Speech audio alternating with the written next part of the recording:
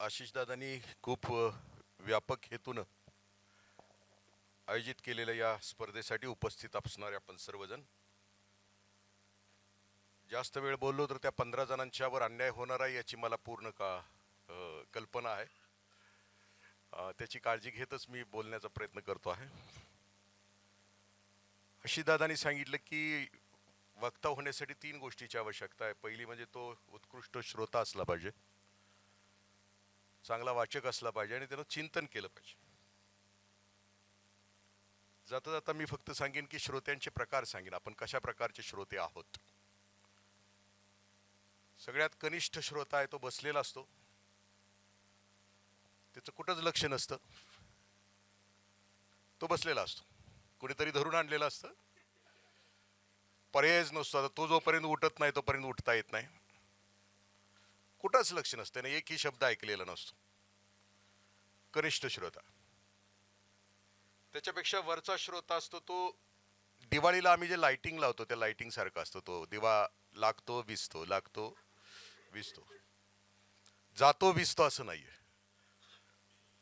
मग वक्ता मोठ्यानं बोलला की तो असं ऐकणार, कुणी हसलं की असं ऐकणार, तोपर्यंत तो नसतोच. काही जण अजून नम्रपणे आपल्या माना खाली घालून आहेत आता, म्हणजे ते आपल्या मोबाईलवर आहेत, खूप विनम्र असतात ते अशा ठिकाणी. म्हणजे ते त्यात खालून 2 नंबर मध्येच येतात. तिकडे मैत्रिणीशी चॅटिंग पण चालू असतं आणि इथं मध्ये बघत पण असतंय वरती. त्याच्यापेक्षा वरचा श्रोता असतो तो एकदम एकाग्र असतो.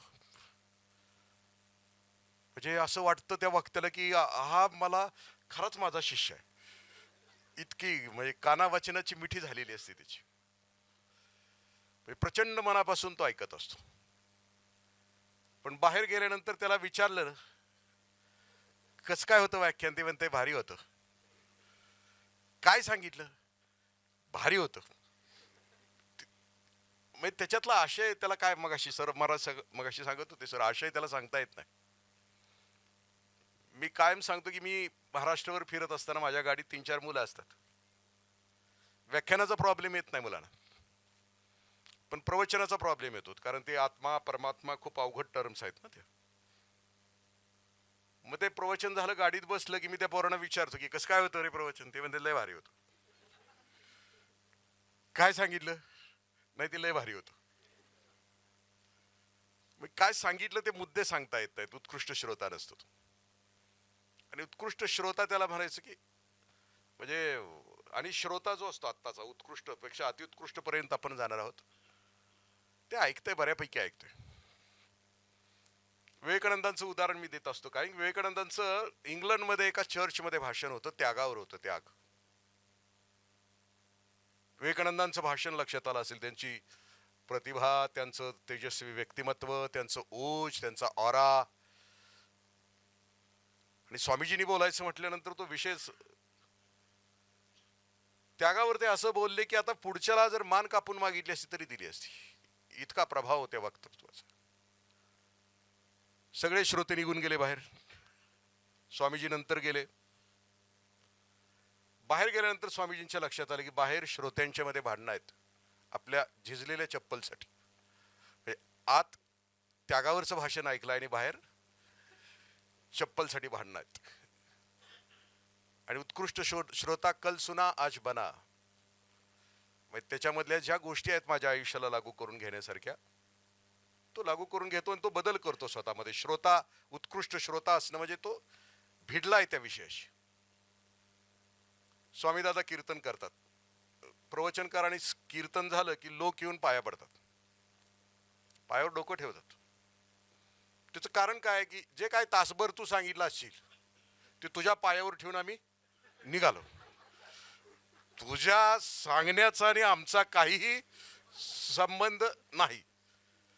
अशा प्रकारचे जे श्रोते असतात ते उत्कृष्ट श्रोता होऊ शकत नाहीत. उत्कृष्ट वाचक म्हणजे वाचनाची सुरुवात अशी होते, असं म्हटलंय की जे वाचन संस्कृतीवर काम करतात की सुरुवातीला ते आयडेंटिकल वाचतात. आयडेंटिकल याचा अर्थ की मी समजा राहुरीला राहतो तर वर्तमानपत्र वाचताना माझ्या सांगली जिल्ह्यातल्या कुठल्या बातम्या आहेत त्या वाचतो. माझे आवडते हिरो हिरोईन कोण आहे त्या काळातले, त्यांचे चित्रपट कोणते निघालेत ते मी वाचतो. आयडेंटिकल रिडिंग सुरुवातीला करतो. आणि पुन्हा वाचनाची चटक लागली की मग आम्ही पुढं पुढं सरकतो. मग पुढं आम्ही चरित्र वाचतो, मग पुढं तत्वज्ञान वाचतो, मग आमचा भवताल कसा आहे, आम्ही कसे आहोत, ते मी कसा आहे. आणि मग स्वतःचा शोध मी घेतो की त्याच्यामध्ये त्या वाचनामध्ये मी स्वतःचा शोध घेतो की मला माझ्या प्रगल्भतेसाठी या वाचनामधून मला आणखीन काय मिळणार आहे, मी आणखीन कुठली पुस्तकं वाचली पाहिजे, मी आणखीन कुठली पुस्तकं वाचली पाहिजेत. वाचनाची असं म्हटलं जातं की एक नशा आहे. ह्या बाकीच्या नशा आहेत त्याच्याविषयी एक शेर असा आहे की रातभर जाम बैठकर जाम पीने से क्या फायदा, रात भर पीली सुबह तक उतार दी, हमारे झुंझुले से दो घूट पीले सारी जिंदगी गुजर जाएगी. एक पुस्तक असं असतं की जीवन बदलून टाकतो. अशी कितीतरी पुस्तकं आहेत तुमच्या माझ्या आजूबाजूला. मी आता आजच्या व्याख्यानाची तयारी करण्यासाठी पुस्तक वाचत होतो, पण आजारी पडल्यामुळे मी वाचलो नाही. की धडपडणाऱ्या तरुणाईसाठी आउटलायर्स नावाचं पुस्तक आहे. म्हणजे मी आतापर्यंत असं समजत होतो की त्या पुस्तकाचं अगोदर वाचन करत असताना कष्ट करणं हे सगळ्या गोष्टी त्याच्याबरोबर आहे, पण तो आउटलायर्स मधला तो लेखक त्यानं अभ्यास केला आहे. जगभरातले जे यशस्वी झालेली माणसं आहेत त्याच्या पाठीमागे तो कारण देतोय की संधी हे कारण देतो आहे.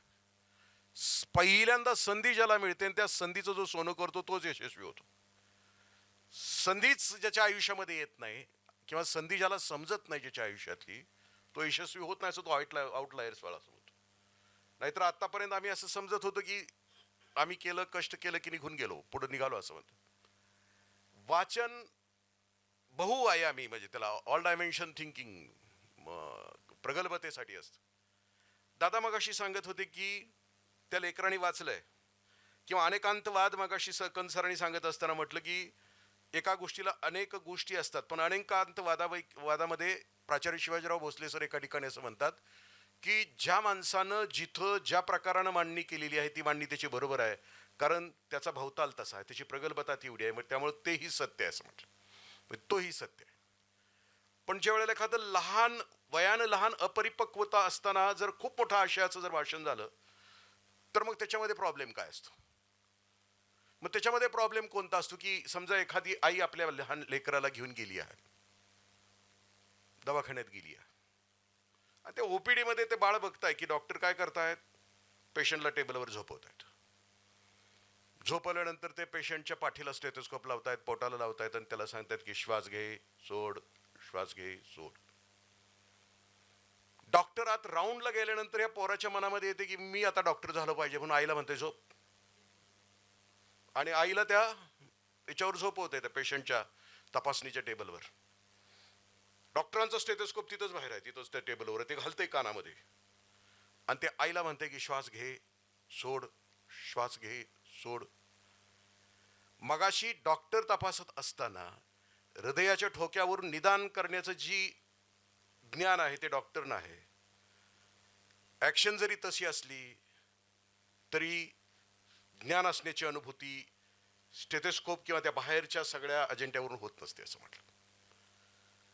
विषयाचा आवाका किंवा हे सगळ्या गोष्टी निवडत असताना स्क्रिप्ट म्हणजे मी हे ताईदादानं मी कधी भाषण म्हणजे त्यावेळेला केली असतील कॉलेजच्या जीवनामध्ये, पण भाषणासाठी जे विषय तुम्ही निवडले त्यात तो आणि ते राधे काय म्हटलं तुम्ही,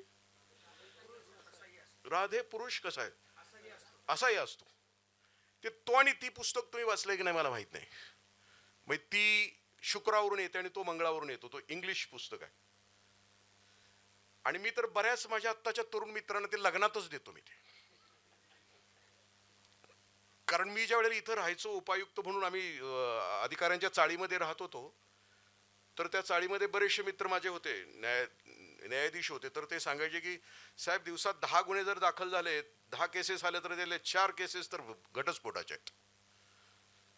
मग याच्यामध्ये प्रॉब्लेम काय. मग ते तो आणि ती कडे बघताना तो त्याचा दृष्टिकोन आहे, तो आणि ती.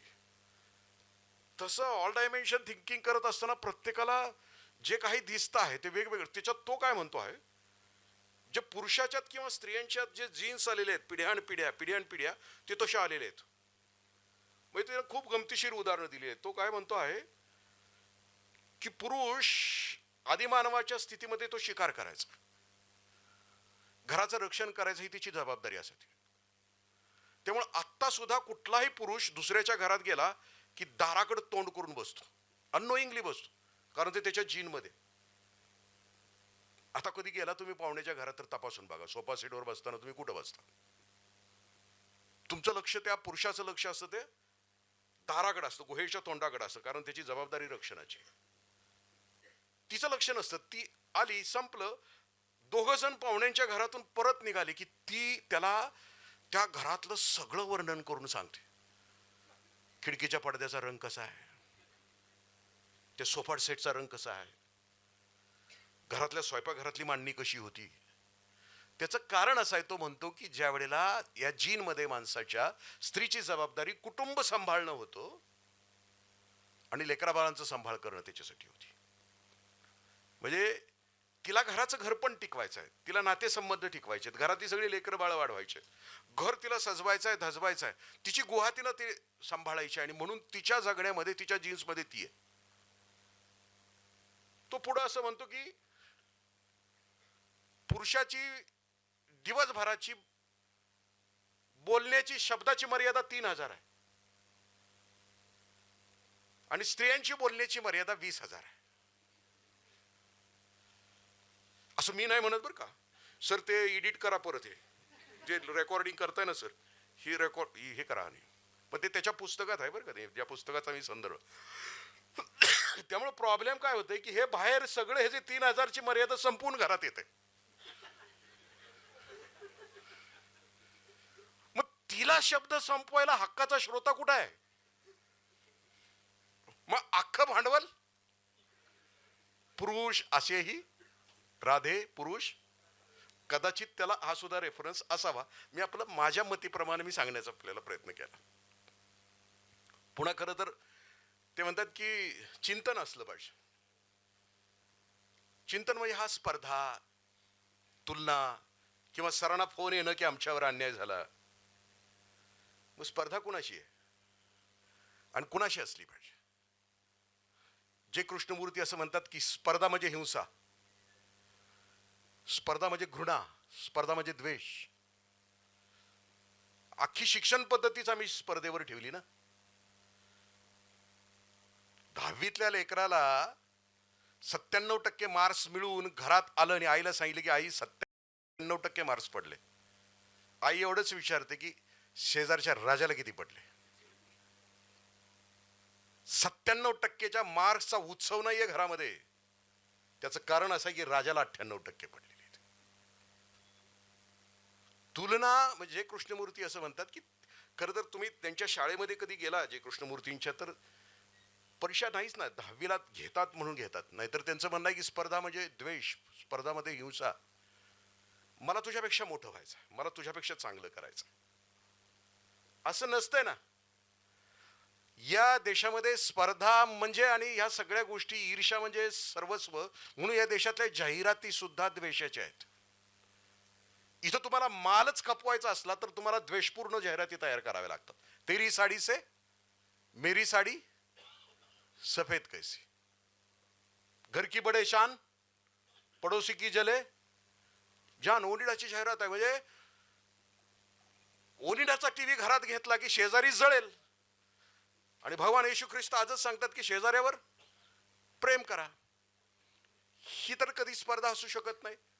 लिननच्या शर्टची जाहिरात काय असते? बघतोच काय रागानं, लिनन घातलंय वागानं.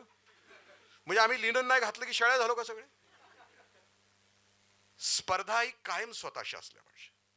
कालच्यापेक्षा मी आज बेटर आहे, ठीक आहे ना. परीक्षकांना वाटलं, दिला न्याय. मी माझ्या आत आजची स्पर्धा केल्यानंतर मला माझ्यातल्या उणिवा समजल्या का? लता दीदींचं एक स्टेटमेंट आहे. ती असं म्हणते की माझं महफिल संपल्यानंतर, मी घरी आल्यानंतर मी माझ्याच गाण्याचा विचार करते, त्यावेळी माझ्या असं लक्षात येतं की त्या ठिकाणी मी असा आरोह आणि असा अवरोह घ्यायला पाहिजे होता. पण श्रोत्यांना माहिती आहे का, तिचा परफॉर्मन्स आमच्या दृष्टीनं तो बेहतरीनच आहे ना. मगाशी दोन्ही परीक्षार्थी काय म्हटले की बाबा सगळ्यांनी दिलेला परफॉर्मन्स भारीच आहे ना, त्यांच्या त्यांच्या मताप्रमाणे तो भारीच आहे, ताकदीचाच आहे. माझी स्पर्धा माझ्या स्वतःशी असणं, मी कालच्यापेक्षा आज बेटर आहे. न्याय अन्याय परीक्षकाच्या नजरेमध्ये तुम्ही उतरला नाही किंवा त्याच्या नजरेमध्ये यशस्वी झाला नाही, म्हणून तुम्ही अयशस्वी झाला आणि अन्याय झाला, ह्या गोष्टी कधी असता कामा नयेत, कारण त्याचा आम्ही स्वीकार करणं. ऑल डायमेन्शन थिंकिंग मगाशी सांगितलं. एक खूप गाजलेली केस आहे बनारसमध्ये. वकील होते, वकील प्रचंड, म्हणजे असं म्हटलं जायचं की त्यांनी केस हातात घेतली की जिंकला खटला. आणि शेवटचं आर्ग्युमेंट होतं, पैसे सगळे दिलेले होते आणि आर्ग्युमेंट सुरू झाली तर दुपार होत आली तरी हे आर्ग्युमेंट समोरच्याच पक्षाचं करत होते. म्हणजे जे आर्ग्युमेंट ह्यांनी ज्याचे पैसे घेतले होते त्यांचं करायला पाहिजे होतं ते त्यांच्याच बाजूने सगळं बोलत होते.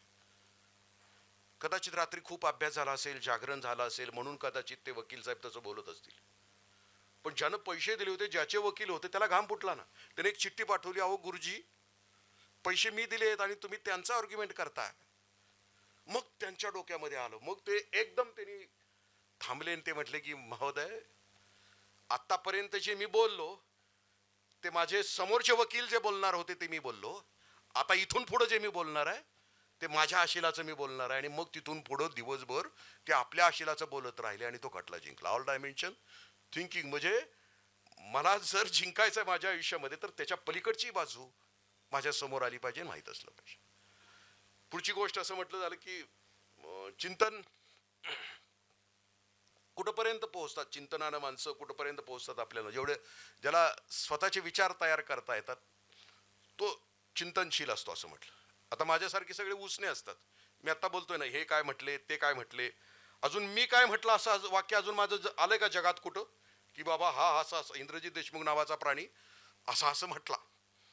की जसं की मार्टिन ल्युथर किंग म्हटले की मी ते एक स्वप्न पाहतो आहे की 7 त्या 7 टेकडीच्या पायथ्याशी काळ्यांची आणि गोऱ्यांची मुलं हातामध्ये हात घालून एकतेचं गीत गातील. हे मार्टिन ल्युथर किंगचं वाक्य आहे. मला रक्त द्या, मी स्वातंत्र्य देतो. ही त्यांच्या चिंतनातून बाहेर पडलेली वाक्य आहेत. चिंतनातून अजून इंद्रजित देशमुखाच्या चिंतनातून असं काहीच पडलेलं नाही ना बाबा. असं करा मग तसं होईल. ज्यावेळेला असं करा मग तसं होईल हे ज्यावेळेला बाहेर पडतं त्यावेळेला ते त्या माणसाच्या चिंतनातून, गाभ्यातून आलेलं असतं, कारण ते अजरामर असतं. जसं की माऊली म्हणतात की अवघाची संसार सुखाचा करीना आनंदे भरीण तिनी लोक. ते आलं ज्या गाभ्यातून ते ज्ञानदीप लावू जगी नाचू कीर्तनाचे रंगी. आत्मनो मोक्षार्थ जगद हितायच अत्तदीप भव. ही चिंतनाच्या गाभ्यातून जगाच्या कल्याणासाठी बाहेर पडलेली वाक्य आहेत. दिदी आणि दादांनो, तुम्हाला संधी आहे. एक 20-25 वर्षानंतर आमच्या पाठा ज्या वेळेला टेकलेले असतील जमिनीला त्यावेळेला तुमच्या चिंतनाच्या गाभ्यातून अशी तेजस्वी वाक्य बाहेर येऊ द्या की जी पुढच्या पिढीला काहीतरी तेजस्वी गोष्ट देण्यासारखी असतील. पुढची गोष्ट, वक्त्याचा आशय वगैरे ते सगळं भारी बोलले ते. म्हणजे मी जर असतो यांच्या पुढं व्याख्यान द्यायला, या दोघांच्या पुढं, आयुष्यात कधीच नंबर आला नसता हे आता माझ्या लक्षात आलंय. आणि आता तुम्ही अनुभवलं असेल, म्हणजे काहीच नाही ना त्यांनी सांगितलेल्यापैकी माझ्या भाषणामध्ये आतापर्यंत काय आलंय का? काहीच नाही. आशय नाही आला, त्यांना म्हणायचं आहे ते काही अजिबातच आलेलं नाही. मग आणखीन मला जी आवडलेली वक्ते आहेत मी फक्त शेअर करेन. मी जे मला नसीमा दिदी हुरजुक, आपण कधी त्यांचं भाषण ऐकलं की नाही माहित नाही. चाकाची खुर्ची म्हणून त्यांचं पुस्तक आहे. म्हणजे असं एक वाक्य आहे की वक्ता बोलत असताना त्याच्या चेहऱ्यावर स्माईल असलं पाहिजे. असं कोणीतरी लिहिलंय वक्ता होण्यासाठी काही काही निकष आहेत ना, त्यातला एक निकष लिहिलाय की त्याच्या चेहऱ्यावर स्माईल असलं पाहिजे. कायमचे 12 वाजल्यासारखा चेहरा नसला पाहिजे. 4 एअरटेलच्या बाटल्या पिल्यासारखा चेहरा नसला पाहिजे. मग ते कसं असलं पाहिजे की चेहरा कायम स्माईलमध्ये, प्रसन्न चेहरा असला पाहिजे. त्याचं कारण असं आहे की प्रसन्नता ही माणसाला भुरळ घालते आणि ऐकायला भाग पाडते. तुम्ही तुमच्या काळातले गुरुजी आठवा ना, तुमच्या काळातले गुरुजी आठवा. असं कायम सिरियस होतं, गंभीर होतं. तुम्हाला वाटत होतं ना एक एक क्षण म्हणजे एका एका युगासारखा. पण जो उत्साही होता, जो आनंदी शिक्षक होता, ज्याच्या चेहऱ्यावर कायम स्माईल होतो तेव्हा. विवेकानंद म्हणतात की सुख हे प्रवाही असतं आणि दुःख माणसाला थिजवून ठेवतो. त्यामुळे ज्याला जो संदेश द्यायचा आहे तो ग्रहण क्षमता होण्यासाठी त्याच्या चेहऱ्यावर स्माईल असलं पाहिजे. मी गुरुजींच्या पुढे उदाहरण देत असतो कायम की समजा तुमच्या पुढे दोन पोर बाळ ठेवली. एक अधिकाऱ्याचं बाळ आहे, दिसायला देखणं आहे, चिकन आहे, स्मार्ट आहे, मर्फी रेडिओ आहे, पण रडतंय सारखं, भोकाड बसवतंय. एक झोपडीतला आहे, शेंबडा आहे, मेकडा आहे, पण हसतंय सारखं, जे येईल त्याला म्हणतंय मला घ्या, जे येईल त्याला म्हणतंय मला घ्या. तुम्हाला मी विचारलं की या दोन्ही बाळापैकी तुम्ही कुठलं बाळ उचलाल? दिसायला चिकन आहे, देखणं आहे त्याला उचलाल का जे हसतंय त्याला उचलाल? जे हसतंय त्याला उचलाल, कारण सुख प्रवाही आहे. आम्हाला संदेश देत असताना नसीमा दिदी, मी यासाठी म्हटलं, वयाच्या 16व्या वर्षी नसीमा दिदीचा ऍक्सिडेंट झाला.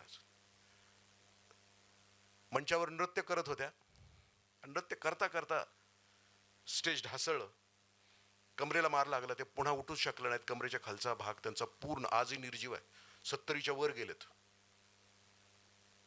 पण धारेवाडीला त्यांना आणलं होतं, 1.5 तास बोलत होते. अखंड आयुष्याच्या सगळ्या वेदना होत्या ना, तुम्ही युट्यूबवर जाऊन ते बघा त्यांचं भाषण. एकदाही निराशा नाहीये चेहऱ्यावर. दुःख सुद्धा इतक्या ताकदीनं हसून सांगता येतं. हसून सांगितलेलं दुःख समोरच्या हजारो तरुण पोरांच्या डोळ्यामध्ये पाणी आणू शकतं.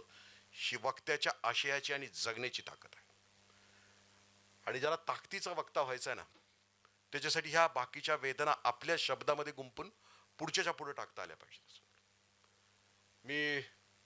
मला विषय दिला विपुल दादांना. मी त्या दिवशी विचारले की अरे कशाला मला अवघड विषय दिलाय? त्या 15 लेकरांच्यावर अन्याय होईल धडपडणाऱ्या तरुणाईसाठी म्हणतो. मी आजूबाजूला बघतो आहे की जे काही निराशा, मी माझ्या गावातलंच, आता मी 5 वर्ष गावात राहतो आहे, प्रचंड विचित्र परिस्थिती आहे. जवळजवळ 150 लेकर आहेत माझ्या गावामध्ये, 35 वर्षाची आहेत, लग्न नाही, BSc MSc सेट नेट परीक्षा झालेली आहेत. सकाळी 11 वाजेपर्यंत ते स्टँडवर येतात, कारण हॉटेल आहे तिथं. तिथं येऊन चर्चा चालू असते त्यांची, भारताच्या पंतप्रधानांनी काय केलं पाहिजे, महाराष्ट्राच्या मुख्यमंत्र्यांनी काय केलं पाहिजे, आणि 11 वाजता घरी जातात. त्याच्यातूनही त्याच्या पलीकडे जाऊन कित्येक जण आहेत. आता माझ्यासोबत एक चोराडे नावाचं गाव आहे, तिथला एक दादा इथं आहे, तो इंजिनियर आहे, तो पुण्यामध्ये आला, त्याला इंग्लिशमध्ये 35 मार्क्स पडले आणि त्याला इंग्लिश येत नव्हतं. मग त्याच्या असं लक्षात आलं की इंग्लिश हे करिअरच्या दृष्टीनं खूप महत्वाचं आहे. मग त्यानं काम केलं, गेल्या 3-4 वर्षामध्ये त्यानं काम केलं आणि ते ऑनलाईन काय असतं ना, ते पॅकेज तयार केले, काय त्याला म्हणायचं, ॲप तयार केलंय. ते 2000ला त्याचं ॲप विकलं जात आहे आज. एक चोराड्याच्या खूप छोट्या गावातलं लेकरू पुण्यामध्ये येतं, अस्वस्थ होतं, इंग्लिशची गरज आहे जगाला हिचं भान ठेवतं, शेतात, चोरड्यामध्ये शेतात ते छोटंसं हे तयार करतंय, काय त्याला म्हणतो आपण, स्टुडिओ स्वतः तयार करतंय. आणि त्या स्टुडिओवर येड्यासारखं त्याने इंग्लिशवर काम केलं. आपण कधी गेला त्याच्याकडं, आणि मी ज्या वेळेला त्याला बघितलं त्यावेळेला हवाक झालो की धडपड असेल एखाद्याची आणि त्याच्यामध्ये त्यानं स्वतःचा जीव ओतला, तर त्याच्यासाठी यश त्याची वाट बघता. खोमणे चहा आपल्याला माहिती आहे, खोमणे चहा, ते मला सांगत होते त्यांचे मित्र, ते गुळाचा चहा करायचा. त्या गुळाचा चहा करण्यामध्ये प्रॉब्लेम काय आहे की दुधात ते गुळ टाकला की ते नसतं. मग दूध, गुळ, त्याचं टेम्परेचर आणि चहा, म्हणजे न्यूटनला सुद्धा त्या बल्ब काय कोणतं होतं बल्बचा शोध लावले, एडिसनला ते 1000 वेळेला ते काय करावं लागलं, 350 वेळा केलंय ते. ह्यो बारकाट एडिसनच आहे ना. खोमणेनं दूध, गुळ, उष्णता ह्याचं गणित जमायला त्याला 350 वेळेला चहा करून फेकावं लागलं. आणि 350 वेळा त्याच्या लक्षात आलं की एवढ्या टेम्परेचरला एवढा गुळ आणि ते दूध असलं की दूध नासत नाही, चहा 1 नंबरचा होतो. आणि त्याच्या फ्रँचायझी त्यानं किती विकावेत. तुम्ही आजूबाजूला गेला, मी खोमणेंची माझी समोरासमोर ओळख नाही आणि तुम्ही असं समजाल की मी त्यांचं काहीतरी घेऊन आलोय, अजिबात नाही. आपल्याला मी धडपडणाऱ्या तरुणाईसाठी आपल्या स्वतःचं अस्तित्व निर्माण करण्यासाठी ज्याच्याकडे हिंमत आहे आणि सतत काम करण्याची इच्छा आहे. जसं मगाशी मी म्हटलं की त्या आउटलायर्समध्ये तो एक गोष्ट आणखीन एक नमूद करतोय की एखादा माणूस एकाच गोष्टीमध्ये सलग 10,000 तास किंवा सलग 10 वर्ष काम करेल तर यश त्याची वाट बघत असतं. सलग 10 एकाच विषयामध्ये. पण ते सोमवारी शिवाची पूजा करायची, मंगळवारी देवीची करायची, बुधवारी भगवान श्रीकृष्णाची करायची, गुरुवारी गुरुदेव दत्तांची करायची, शुक्रवारी अंबाबाईची करायची, शनिवारी हनुमंतरायाची करायची आणि रविवारी मटण आणून सगळंच संपून टाकायचं. असं केलं तर ते जमत नाही. विहीर पाडायची तर ती एकाच ठिकाणी पाडावी लागेल. धडपड या शब्दाचा अर्थ की एकाच ठिकाणी आपल्याला ती विहीर पाडली तर करू शकतो. मी एक आणखीन 2 उदाहरणं देतो आणि समारोपाकडे येतो. ज्यांना धडपड आहे किंवा जे यशस्वी झालेले आहेत आणि आता तर त्याच्यावर खूप काम चालू आहे की स्वतःची ओळख करत असताना म्हणजे स्वतःला हिमतीनं उभं राहत असताना स्वतःची संधी. इकेगाय नावाचं पुस्तक आपण वाचलं असेल. त्या इकेगायमध्ये इकेगाय या शब्दाचा अर्थ खूप सुंदर सांगितलं. हे इकेगाय ओकिनामा नावाचं बेट आहे जपानमध्ये. तिथली माणसं 120 वर्ष जगतात आणि 120 वर्ष जगण्याच्या पाठीमागची कारणं वेगवेगळी आहेत. ती मला आणि स्वामीदादाला लागू पडत नाहीत. कारण त्याच्यातलं एक सूत्र असं आहे की 1/4 इतकंच खा म्हणून आहे आणि ते आम्हाला कधीच जमत नाही. ज्याला 120 वर्ष जगायचं आहे त्यानं जगावं. आमची कुठं नाही. आम्ही 120 वर्षाचं आयुष्य एकदम 30-35 वर्षात जगून जाऊ ना निघून. आमची त्याला देणं घेणं. पण इकेगाई मधला जो एक शब्द मला खूप आहे. इकेगाई शब्दाचा अर्थ असा आहे की जी एक गोष्ट करताना तुम्हाला काळाचा विसर पडतो अशी तुमच्या आयुष्यामध्ये निसर्गानं तुम्हाला एक गोष्ट दिलेली आहे. तो तुमचा इकेगाई आहे. म्हणजे जसं की गायकाला गाणं म्हणताना काळाचा विसर पडतो. कुणाला जगाची मापं काढताना जगाचा विसर पडतो. आपण कुठल्या कॅटेगरीमध्ये आहे, आपला इकेगाई नेमका कोणता आहे, तो आपल्याला जितक्या लवकर समजतो तितका आपण यशस्वी होतो. इकेगाई शब्दाचा आणखीन एक अर्थ, मला आवडतं काय, माझ्या क्षमता किती आहेत, मला जमतंय का आणि त्याच्या मध्ये मला माझं आयुष्य काढायचं आहे का, हे सगळं एकत्र केल्यानंतर जे येतं त्याला इकेगाई असं म्हटलं. आणि हे इकेगाई ज्याला लवकर समजतो त्याला ते सापडतं. कल्पना चावलांचे वडील मी इथं उपायुक्त असताना माझ्याकडे यायचे. त्यांची टायरची फॅक्टरी होती आणि त्या टायरच्या फॅक्टरीचं काही काम असलं की ते इथं यायचे. 3-4 दिवस माझ्याच घरी राहायचे. माझी मुलगी लहान होती आता ती. मग ते कल्पनाच्या इकेगाई विषयी मी बोलतो आहे की ज्याला लवकर कळतं ते यशस्वी कशी होते.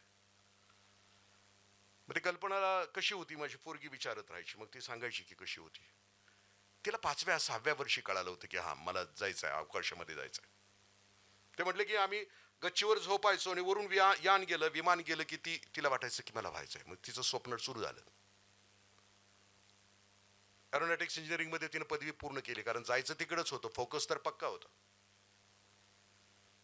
पुढे जायचं तर अमेरिकेला गेली. जॉन पिएरे नावाच्या तरुणाबरोबर विमान उडवायला शिकली. या परीक्षेमध्ये पास झाली. अवकाशामध्ये गेली.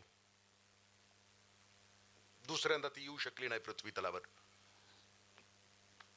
यशस्वी झाली ती.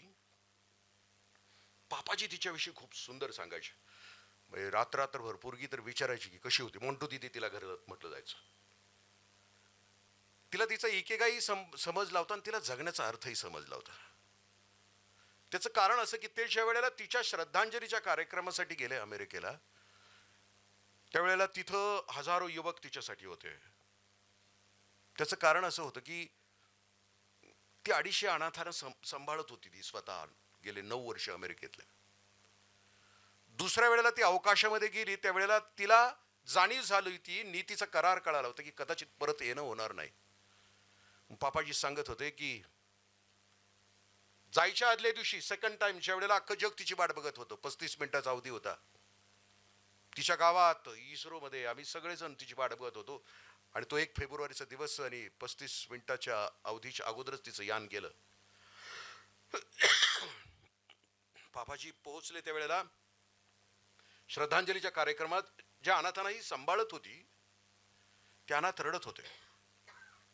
त्यांची विचारपूस केल्यानंतर एक घरी पोहोचले त्यावेळी तिची दौलत काय होती. तिची दौलत फक्त 3च ड्रेस ती वापरत होती. दुसरी गोष्ट होती की तिच्या खात्यावर लाखो डॉलर शिल्लक होते. ते सगळे डॉलर्स तिनं जायच्या अगोदर 3 दिवस अमेरिकेतल्या अनाथाश्रमाने तिनं वाटून टाकलेले होते. मी म्हटलं की तिला कळाला आहे, जीवनाचा अर्थ कळाला आहे, तिला तिचा इकेगाई कळाला आहे. आम्हाला आमचा इकेगाई कोणत्या क्षेत्रामध्ये कधी कळतं की माझी बुद्धिमत्ता, गार्डनर म्हणतो की माणसाच्या बुद्धिमत्तेमध्ये 8 ठराविक प्रकारच्या, मल्टिपल इंटेलिजन्स नावाचं पुस्तक आपण वाचलं असेल तर लक्षात येईल. मला काहीतरी वेगळं दिलंय, निसर्गानं वेगळं दिलंय. मला त्याचा शोध लवकर लागला की त्या क्षेत्रामध्ये मी धडपड केली तर मला यश मिळणार आहे, कारण ती माझी क्षमता आहे, ती माझी बुद्धिमत्ता आहे. म्हणजे माझा डावा मेंदू पॉवरफुल असेल तर मग माझं गणित चांगलं आहे, माझं लॉजिक चांगलं आहे. आणि उजवा मेंदू जर असेल तर माझं कल्पनाशक्ती चांगली आहे. मग डावा मेंदू चांगला असेल, गणित असेल चांगलं, तर मी इंजिनिअरिंग किंवा त्या क्षेत्रामध्ये गेलं पाहिजे ना. आमच्याकडे उदाहरणं कशी असतात बघा, म्हणजे ते तर जपानमध्ये तर 8व्या-9व्या वर्षीच शोधलं जातं, म्हणतात असं की बाबा ह्याचा कुठला इकेगाई काय ह्याच्यामध्ये आहे. ते शोधत असताना असं म्हटलं जातं की ते 8-9 वर्षाचं बाळ असताना आत असं सोडलं जातं हॉलमध्ये. मग तिथं अशा विटा असतात, मग इथं वायर असतं, मग पोडियम असतं आणि मग बाळ कशाशी रमतंय त्याच्यावर ते सायकोलॉजिस्ट विचार करतात की मग हा त्याचा इकेगाई. मग समजा ते वायर मध्ये रमत असेल, विटांच्या मध्ये रमत असेल, तर डॉक्टर म्हणतात की बाबा हे इंजिनियर होणार आहे. मग त्याला झुलॉजी शिकवण्याची आवश्यकता नाही. मग ॲपरंट असेल, स्टेथोस्कोप असेल, आणि ते जर सारखा ॲपरंट स्टेथोस्कोप घालत असेल तर ते डॉक्टर होणार आहे. मग त्याला गणित शिकवण्याची आवश्यकता आहे का? कशाला त्याच्या आयुष्याचा वेळ खर्च? 100 लिटरची टाकी आहे, 80 लिटर पाणी गळतं आहे, तर पाणी शिल्लक किती राहिलं आहे? टाक्या गळक्याच, उदाहरणं गळकीच, कारण आम्ही तेच केलंय. ज्याचं बुद्धिमत्ता ज्या क्षेत्रामध्ये आहे त्याच क्षेत्रामध्ये पुढे चालू राहणं, ती तिची गुणवत्ता आहे, ती त्याची क्षमता आहे. जसं की सुधाचंद्रन काल मुंबईला येऊन गेला परवा दिवशी, ते वाचत असताना म्हणजे सरसरून काटा येतो. फर्स्ट इयरला नृत्यामध्ये तिला इकेगाई तिचा कळाला होता की तिच्या पायामध्ये थिरक नाही, कारण तो तिचा इकेगाई आहे. म्हणजे नाचता येतं हे तिला लवकर कळालं होतं. आपण नाचतो, आपलं नाचणं वेगळं, झिंगाट सामी ते नाचणं नव्हे. नृत्यामध्ये एक लय आहे, एक ताल आहे, एक सौंदर्य आहे. तिला खूप लवकर कळालं. मुंबईला आली, फर्स्ट इयरला असताना पुन्हा ती कर्नाटकात जात असताना बेळगावच्या पुढे तिच्या गाडीचा ऍक्सिडेंट झाला. दवाखान्यात नेल्यानंतर जे सिरिंजनं टोचलं, ती सिरिंज निर्जंतुकच करण्यात आली नव्हती, पाय कापावा लागला, अंथरुणावर पडून राहिली. सगळं तिचं संपलं, आयुष्याचं भविष्य संपलं, चिंतन संपलं. आणि मग टीव्हीवर बघत असताना तिच्या लक्षात आलं की जयपूरचे डॉक्टर सेठी लाकडाचे पाय बसवतात. आईबाबांना घेऊन गेली. डॉक्टर सेठी पायाचं माप घेत असताना तिने सांगितलं, तिने विचारलं डॉक्टरने, डॉक्टर तुमच्या या पायाने मी उभी राहीन, पण मी नाचू शकेन का? डॉक्टरांच्या पुढे प्रश्न होता की पोरगी जिद्दी आहे, हिला नाही नाचता आलं तर हिचं आयुष्य, हिचं जिगर, खरं सांगावं की खोटं सांगावं, हिच्या आशा आकांक्षांचे पंख कापावेत की हिला हिचं स्वप्न द्यावं. ते थांबले. 2, 4, 5, 6 दिवस विचार केला आणि हा हिला नाचता येऊ शकेल असं पण पाय तयार करू शकतो. आणि मग तो प्लॅटिनमच्या प्लेट्सचा मध्ये स्प्रिंग्स असलेला, बफर्स असलेला, नाचताना ते स्प्रिंग्स मध्ये तो बफर सहन करणारा पाय तिच्यासाठी तयार करण्यात आला. आणि मग प्रॅक्टिस सुरू झालं. आणि त्या प्रॅक्टिस मध्ये आपल्याला माहिती आहे की 18 फेब्रुवारी 1988 तिचं स्वप्न होतं षण्मुखानंद हॉल, ती परफॉर्मन्स करते आहे. आणि 3 तासाच्या परफॉर्मन्स नंतर स्टँडिंग एव्हिएशन तिला मिळत आहे आणि ती मध्ये येऊन उभी राहते आहे आणि हातातला निर्जीव पाय हातामध्ये घेऊन एका पायावर उभी राहते. Yes I can. धडपडणाऱ्या तरुणाईसाठी, म्हणजे ज्याला जे व्हायचंय ना त्याच्यासाठी वाट बघते. फक्त मी म्हटलं की जिद्द शेवटपर्यंत, शेवटच्या याच्यापर्यंत आमची जिद्द आम्ही ठेवू शकलो. तर ते लास्ट आशिष सरांचा मगाचा उद्देश होता, आशिष दादाचा, की ह्या वक्तृत्वातून अशी लेकरं तयार व्हावी, तेजस्वी. किंवा ज्ञानेश्वरीच्या पसायदानामध्ये त्याचं खूप सुंदर, मार्तंड जे तापहीन. मला ही उपमा खूप आवडते. समाजात समाज धारण करणाऱ्या जेवढी व्यक्तिमत्व आहेत, मी ती सामाजिक क्षेत्रातली असू द्या, शैक्षणिक, राजकीय, सगळ्या क्षेत्रामध्ये जी विधायक जेवढी व्यक्तिमत्व आहेत, ते सूर्य आहेत, पण तापहीन आहेत, ते घडवणारे आहेत. आणि वक्त्याच्या वाणीमध्ये तर प्रचंड ताकद आहे. म्हणजे आणि मगाशी शब्दांचाही विषय निघाला. तुम्ही नाना पाटलांची भाषणं, क्रांतिसिंह नाना पाटलांची भाषणं तुम्ही ऐका, सगळी गावरान. म्हणजे भाषेचा प्रश्नच येत नाही तिथं. भाषा हे संवादाचं साधन आहे. आता गावाकडं आल्यानंतर आता मी गावाकडं आहे, मी आता जे सांगतोय शब्द कदाचित तुम्हाला माहीत पण नसणार आहेत. साप्ती, चाड, यटाक, हे आमच्या गावाकडचे शब्द आहेत. झक मारणे हा माहित आहे सगळ्यांना शब्द, तो आपलाच आहे आणि ते आपलंच पेटेंट आहे, त्याला कुठला पर्यायी शब्द जगामध्ये नाही. म्हणजे शब्द जे आहेत, आणि मी सरकारी खात्यात असताना तर या शब्दांचा भयंकर विचार व्हायचा मला.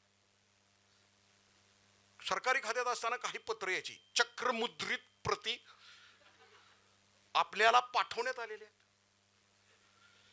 चक्रमुद्रितला लवकर लक्षातच घ्यायचं नाही. चक्रमुद्रित म्हणजे सायक्लो स्टाईल. म्हणजे आता असे घुसडलेत ना पाठीमागं पुढं मागं घुसडलेले आहेत त्याच्यामध्ये. बऱ्याच वेळेला जी आर वाचताना असं घाईला यायचं. शब्दाची ताकद म्हणजे शब्द काय, विषय काय होता, शब्द जायबंदी झालेत का. आणि आम्हाला तो जी आर वाचताना व्हायचे शब्द जायबंदी व्हायची झटक्यात.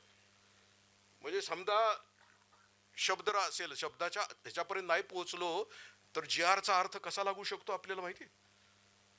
म्हणजे एखाद्या मंदिराच्या बाहेर जी आर असावा की आपली पादत्राणे येथेच काढावीत आणि मगच गाभाऱ्यात दर्शनाला जावं. आता जो वाचणार आहे त्याला हे शब्दाचा फक्त एवढंच माहित आहे, त्याला माझ्यासारखा घरातच पायतान काढून जावा आणि तो गाभाऱ्यापर्यंत पोहोचावा. तो जो जी आरचं पालन करणार आहे ना, तो आत यावा, माझ्या पाठीवर काठी मारावी आणि मला म्हणावा काय लिहिले बाहेर माहित आहे का. जी आर काय, मी म्हटलं माहित नाही. तो जी आर असा आहे की आपली पादत्राणी येथे ठेवावीत आणि मगच गाभाऱ्यात यावं. मग मी म्हटलं मी माझी पादत्राणी आणलेलीच नाहीत. त्यानं सांगावं जी आर म्हणजे जी आर. घरी जायचं, पादत्राणी घालायची, इथे ठेवायची आणि मगच इथं पुन्हा यांचा तो आशय आला, त्या शब्दाच्या मधला जो आहे तो आशय त्याच्यामध्ये आला. लास्ट समारोपाकडे येताना फक्त मी इतकंच सांगेन की प्रयोजन आहे ते व्यापकतेचं आहे. आशिष दादाचं खूप मला आवडलं. म्हणजे तिथं मैत्रेय नावाची उपमा, मैत्रेय असं दिलेला. मी विपश्यना केलं. विपश्यनाच्या गोयंका गुरुजींच्या शेवटच्या प्रवचनामध्ये बुद्धत्व प्राप्त झालेल्या माणसाकडे 4 गोष्टी येतात असं म्हणतात. ज्याला बुद्धत्व प्राप्त झालं त्याच्याकडे काय येतं की अनंत मुदिता. ते इकडं पण आहे. तुकोबाराय म्हणतात की पिकलिया सेंद कडू पण गेले. तुकोबाराय असं म्हणतात की जो पिकतो माणूस, जो परिपक्व होतो, जो बुद्ध होतो, जो मॅच्युअर होतो, त्याच्यामध्ये काय फरक पडतो. पिकलिया सेंद कडू पण गेले.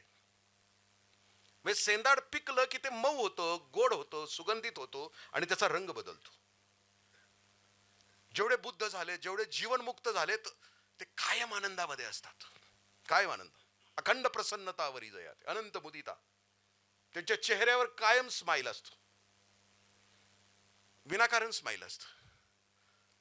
आपण दुसऱ्याची जिरल्यावरच आपलं स्माईल असतं, दुसऱ्याचं वाटोळं झाल्यावरच आपण हसतो. आपल्या स्माईलमध्ये कुचकेपणा असतो, सडकेपणा असतो, दुसऱ्याला दुर्गंधी येते आपल्या हसण्याकडे बघून. पण हे अनंत मुदिता, माऊली म्हणतात की ते ज्ञान हृदयी प्रतिष्ठे, जिथे शांतीचा अंकुर पुढे अखंड प्रसन्नता, म्हणजे अखंड प्रसन्नता. तथागत पुढे असं म्हणतात की अनंत समता असते.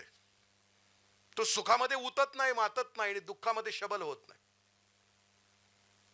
म्हणजे सुखामध्ये गाडीच्या पुंगळ्या काढून हरलेल्या उमेदवाराच्या घडे 10-12 पुढं असे ते पुढं मोटरसायकल चालवत नाही, किंवा जिंकल्यानंतर अंगावरचा गुलालाचा शर्ट 8-8, 10-10 दिवस काढतच नाही, असं नाही. ते सुखी संतोषान आहे, अनंत समता. सुखामध्ये उतत नाही, मातत नाही, दुःखामध्ये शबल होत आहे. माऊलींची एक ओवी त्याच्याविषयी, देह तरी वरी चिलीकडी फिरे परी अंतरी बैसका न मोडे. तो करतोय काम पण आतमध्ये शांत आणि स्थिर आहे. कुठलीही चंचलता नाही त्याच्या जगण्यामध्ये, सहजता आहे त्याच्या जगण्यामध्ये, अनंत समता, अनंत करुणा.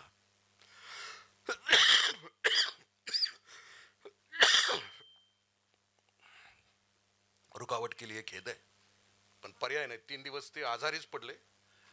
आशिष दादाची ताकद इतकी आहे की मी 3 दिवस झोपून आहे. सकाळी 7ला गाडीत बसलो, मी इथं 12ला आलो. त्या लेकराची एवढी ताकद आहे की त्याची इच्छाशक्ती इथं होती की मी नाही आलो असतो तर मी स्वतःला काहीतरी समजलं असतं, आणि म्हणून झोपेतून तसाच आलो मी सर. त्यामुळे हे थोडंसं सहन करा.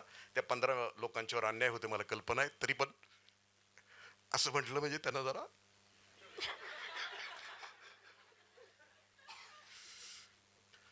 कारण वेदना कळा काय काय असतात माहित नाही. मी आता आजोबा झालो परवा 27ला गेल्या, आणि गंमत सांगतो तिला कळाच यायला तयार नाहीत.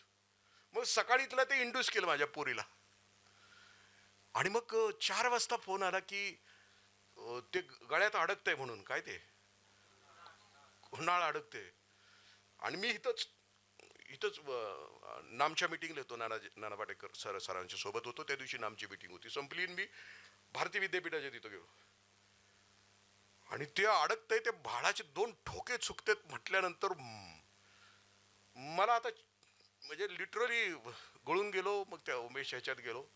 मग कळा काय असतात किंवा त्या लेकीच्या कळा काय त्या बापापर्यंत कशा पोहोचतात त्याची जाणीव मला त्या दिवशी झाली. त्यामुळे बाळानं मी थांबतो येतात 5-10 मिनिटामध्ये. आपला विषय कुठपर्यंत आला होता? अनंत अनंत करुणा, आणि लास्ट आहे की अनंत मित्रता.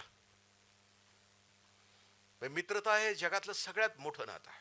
मैत्रेय भगवद्गीता सुद्धा जी झाली ती मित्रत्वाच्या नात्यानं झाली, कारण याच्यामध्ये भेद नसतो, याच्यामध्ये समता असते. जगातल्या सगळ्या नात्यामध्ये उच्च नीचता आहे, पण मित्रता एकमेव नातं आहे की त्याच्यामध्ये समता आहे. आणि आशिष दादांना मी विचारलं की मग त्याच्या बाहेरचा सगळा बोर्ड वाचला. इथं मी शिकवणार आहे ते ठराविक पद्धतीनं नाही, घोका आणि ओका नाहीये. इथं जो जसा माल आहे त्या मालाला मी तसा तयार करणार आहे. UPSC साठी ऑफिसर्स लाईक क्वालिटी ज्या लागतात, म्हणजे ऑफिसर्स लाईक क्वालिटी त्याच्यामध्ये आहेत का, नसल्या तर मी त्याला कशा डेव्हलप करणार आहे, आणि त्याला मी ऑफिसर कसा करणार आहे.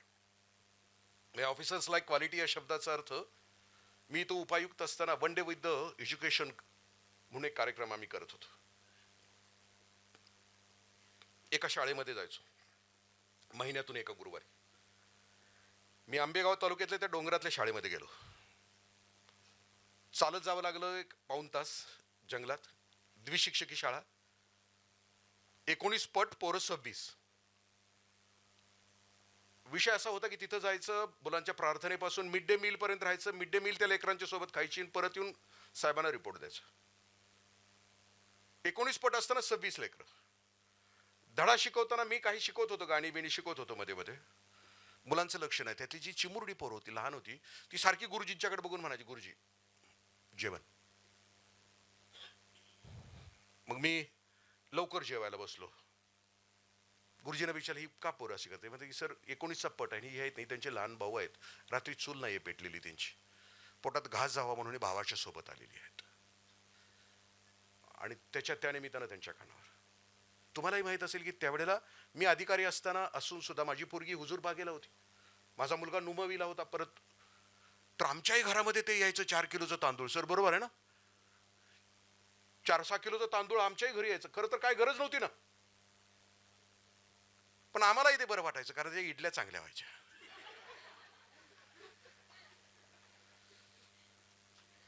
त्यावेळेला राग यायचा की काय कारण आहे, ह्या कशासाठी 4 किलो देता आमच्या घरामध्ये. पण ज्या दिवशी मी जेवलो त्या लेकरांच्या सोबत, ती लेकरं अशी खात होती की जुनं पुन्हा मिळणार आहे की ना जेवण, पोटात टाकत होती ती.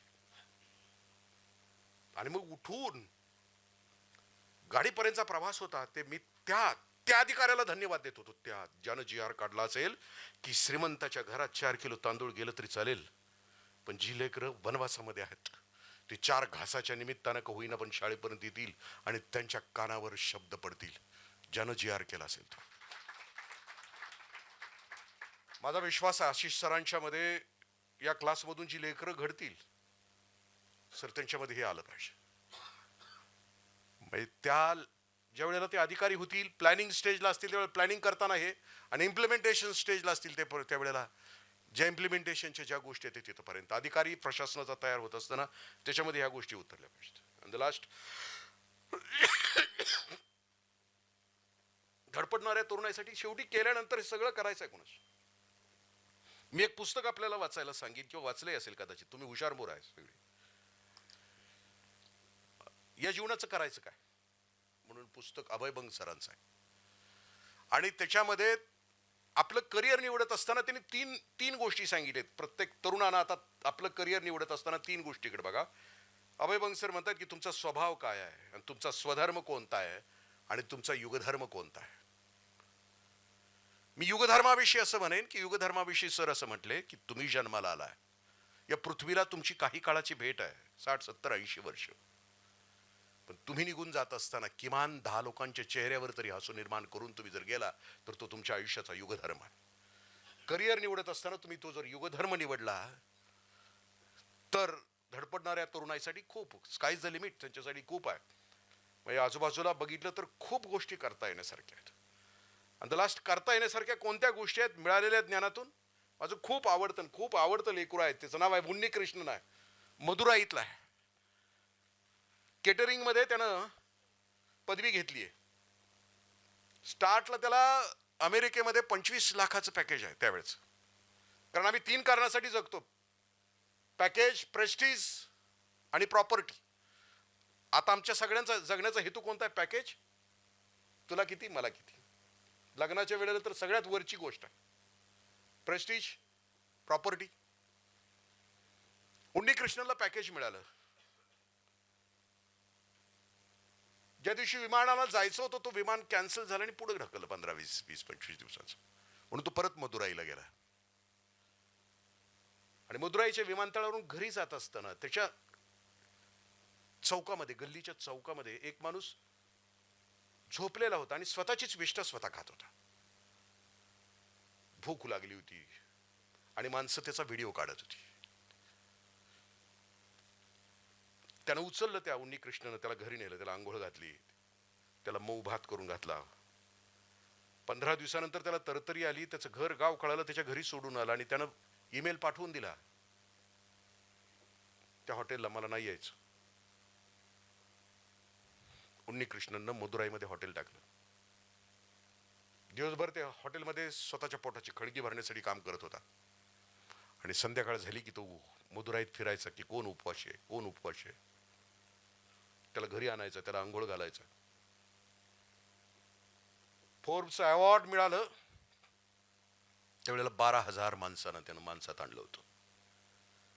तलाक दिला तिकडच्या 25 लाख पॅकेजला. त्याचं वाक्य खूप सुंदर आहे. त्या फोर्ब्सच्या इंटरव्ह्यूमध्ये त्याने सांगितलं की हा, मी सगळ्या कॉन्टिनेंटल डिशेस करत होतो, पण मी त्या हॉटेलमध्ये गेलो असतो तर मी त्यांना करून खायला घातलं असतं की ज्यांना कधी भूकच लागत नाही. पण मी गेली अनेक वर्ष मी त्यांच्यासाठी अन्न शिजवतो आहे की ज्यांची पोट कपाटीला लागले, ज्यांना खरं अन्नाची चव कळते, त्यांच्यासाठी मी डिश बनवतो. दिदी आणि दादांना आपलं करिअर, मी म्हटलं ना, धडपडणाऱ्या तरुणाईसाठी स्काय इज द लिमिट. तुमच्याकडे प्रचंड ऊर्जा आहे, फक्त एक दिशा हवी आहे. कारण या ऊर्जेमध्ये प्रचंड ताकद आहे. जाळपोळीची ताकद आहे, विध्वंसाची ताकद आहे, हिंसेची ताकद आहे. ही ऊर्जाला फक्त दिशा कोणती द्यायची, कोणत्या दिशेला घेऊन जायचं. माझ्या ह्या 3.5 हाताच्या देहाचं उद्दिष्ट काय आहे? म्हणजे ही मिळालेली प्रचंड ऊर्जा आम्ही कोणत्या दिशेला घेऊन जाणार आहे त्याचं भान आलं की तुमच्या धडपडीसाठी भविष्य तुमची वाट बघताय. खूप काम करता येण्यासारखं. आपण ते कराल. मला बोलवलं, बोलण्याची संधी दिली. त्या 15 लेकरांची आता मी सुटका करतो आहे. कारण बाळंत कळा या शब्दाचा अर्थ आहे बाळ तरी नाही तर अंत तरी.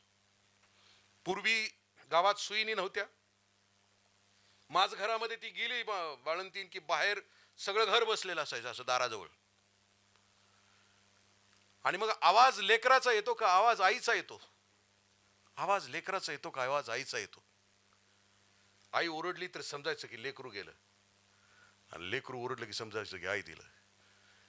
बाळंत या शब्दाचा अर्थ की मगाशी व्याख्यानाचा विषय काय होता शब्द जायबंदी झाले का? बाळंत शब्दाचा अर्थ असा आहे बाळ तरी नाही तर अंत तरी, आणि म्हणून बाळंत शब्दाचा अर्थ आहे बाळंत.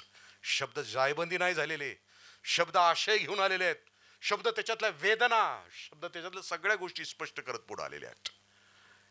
एक स्त्री बाळंत होते ना, तेव्हा तिला ज्या वेदना होतात ना त्या 43 डेल इतक्या वेदना होतात.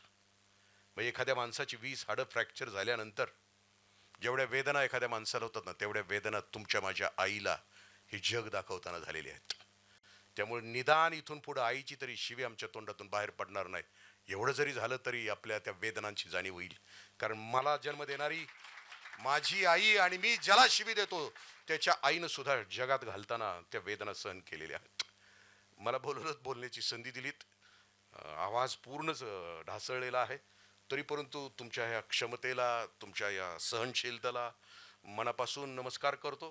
तुम्ही सगळे अतिउत्कृष्ट श्रोते आहात याची मला पूर्ण जाणीव करून दिलीत, त्याबद्दल आपल्या सगळ्यांचं मनापासून आभार. जय हिंद, जय महाराष्ट्र.